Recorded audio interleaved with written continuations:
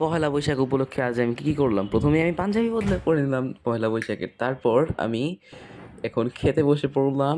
আর এটা হলো পহেলা বৈশাখ স্পেশাল পান্তা ইলিশ আর আলু ভর্তা, শাক। ওয়াও! এটা যে কি পরিমাণ টেস্ট লাগে, নট টু মেনশন আমিও কিছু সাহায্য করছি মাকে। আচ্ছা যাই হোক, তারপরে আমি এখন খাবার নিয়ে খাওয়া স্টার্ট করব। তো মা আমাকে সব আস্তে, আস্তে বেড়ে দেওয়া স্টার্ট করলো আমাদের সবাইকে। আর এই মাটির প্লেটে খেতে যেই টেস্ট আসে আর কোনো কিছুতে এই টেস্ট মনে হয় না পাওয়া যায়। তাই পহেলা বৈশাখ উপলক্ষে তো এটা করাই যায়। মা আমাকে স্পেশাল ডেকোরেশন করে দিল। তারপর আমি খেলাম। What's happening? কি হইতেছে এখানে? যেই পরিমাণ সাউন্ড হইতেছে, এটা হলো পার্কে আমরা এসে পড়েছি ঘুরতে বিকালবেলা।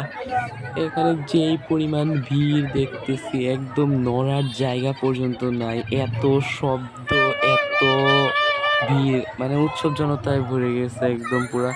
তো এইদিকে মাঠের মধ্যে অনেকে বসে আছে, আবার ওই দিক দিয়ে আবার মঞ্চ-টঞ্চ কত কিছু, অনেক কিছু। এর মাঝখান দিয়ে আমি তারপরে একটু ফটো শুটিং করে নিলাম। আর কোনো উপায় না পেয়ে ভিড়ের মাঝখান দিয়ে যাওয়ার চেষ্টা করতে থাকলাম। এছাড়া আর কি করবো বলেন? শব্দ আর সহ্য করা যাইতেছিল না, এই কারণে আমি একটু সাউন্ডটা একদম কমায় দিছি এটার। আপনারা অ্যাটলিস্ট যাতে শান্তিতে উপভোগ করতে পারেন। এখান থেকে অনেকগুলো স্টল-টল আছে, আর তার উপরে দেন নট টু মেনশন এখানে ঝিকিমিকি বেলুন আমার দিদির ফেভারিট। যাক, লাস্ট পর্যন্ত একটু শান্তিতে একটু নিঃশ্বাস নেওয়ার মতো জায়গা পাইলাম, একটু ভিতরে ঢুকতে পেরে। তারপরে এদিক দিয়ে এসে দেখলাম একটা ইলিশ মাছের স্ট্যাচু আর মোরগ। এটা কি বলবো আর, পহেলা বৈশাখ স্পেশাল। বাঙালিদের উৎসব তো এগুলো হবে স্পেশাল জিনিস। তারপর দিয়ে এখানে আবার মাটির জিনিসপত্র নিয়ে বসেছে সবাই। তো এগুলো দেখতে খুব সুন্দর লাগতেছিল। তারপরে আমরা একটা ভাত পাখা কিনে নিলাম গরম থেকে বাঁচার জন্য এখানে, কারণ যেই গরম লাগতেছিল। আর এখানের যে মাটির পাতিলগুলো অনেক সুন্দর লাগে। তারপরে একদম ভিড়ের মাঝখান দিয়ে হাইটা আমি অনেক কষ্টে একটু সুযোগ বুঝে এদিক দিয়ে আসলাম। তো এদিক দিয়ে দেখলাম যে অনেকগুলো স্টল বসাইছে দোকান। বেশিরভাগই দেখতেছি খালি ফুচকার দোকান। সব দোকান খাওয়ার অন্যগুলো পিছনে আরো। তারপরে আমি এদিক দিয়ে নদীর পাড় দিয়ে যাইতেছিলাম। অনেক সুন্দর একটা ভিউ পাওয়া যাচ্ছে। রাতের বেলা ক্যামেরাতে খুব বোঝা যায় না আসলে।